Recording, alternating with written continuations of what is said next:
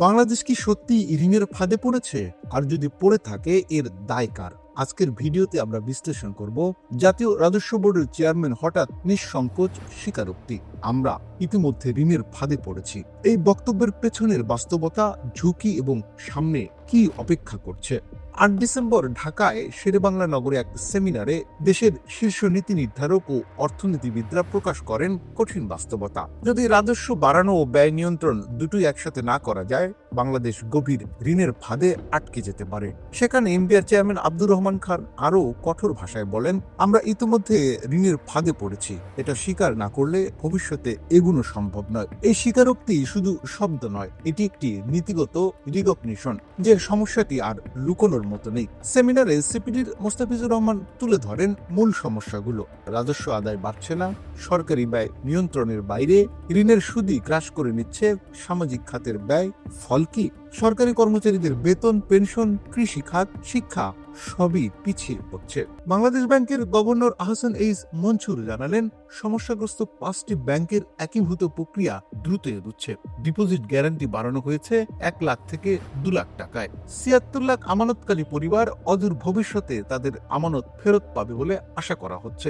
এটি একদিকে সংকটের চিত্র তুলে ধরে, অন্যদিকে স্থিতিশীলতা ফেরাতে কেন্দ্রীয় ব্যাংকের জরুরি উদ্যোগকেও ইঙ্গিত করে। কিন্তু প্রশ্ন রয়ে যায়, এই একীভূত কি শুধু ক্ষত ঢাকার ব্যান্ডেজ নাকি দীর্ঘমেয়াদী সমাধান? বাংলাদেশের মোট ঋণ দ্রুত বাড়ছে প্রধান 3টি কারণ। 1, রাজস্ব ঘাটতি পূরণে ধার করা।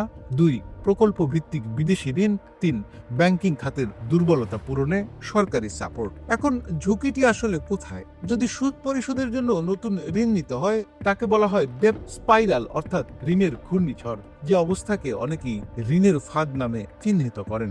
নীতি নির্ধারকরা সাধারণত এত সরাসরি স্বীকারোক্তি দেন না, তবে 3টি কারণেই বক্তব্যের পেছনে কাজ করেছে। 1, চলমান সংকট এতটাই প্রকট, লুকানো সম্ভব নয়।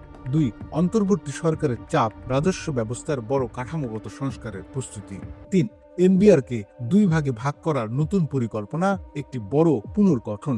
এই স্বীকারোক্তি অনেকের মতে সংস্কারের পূর্ব শর্ত।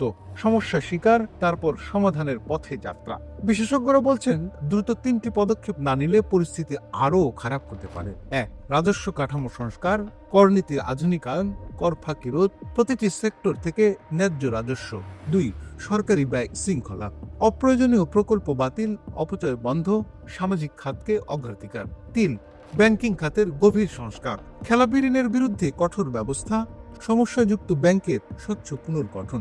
বাংলাদেশের অর্থনীতিতে এখনো সম্ভাবনা আছে। কৃষি, রেমিটেন্স, রপ্তানি, আইসিটি এসব খাত সঠিক নীতিগত সহায়তা পেলে পরিস্থিতি ঘুরে দাঁড়াতে পারে। এনবিআর চেয়ারম্যানের বক্তব্য আমাদের সামনে নতুন একটি প্রশ্ন উন্মোচন করেছে। আমরা কি সত্যি ঋণের ফাঁদে, নাকি এটি বড় সংস্কারের আগে জনগণকে প্রস্তুত করার একটি নীতিগত বার্তা? সত্য যাই হোক, এখন সিদ্ধান্ত গ্রহণের সময়। দেশের অর্থনীতি বাঁচাতে সঠিক ও সহযোগী পদক্ষেপ প্রয়োজন এখনই।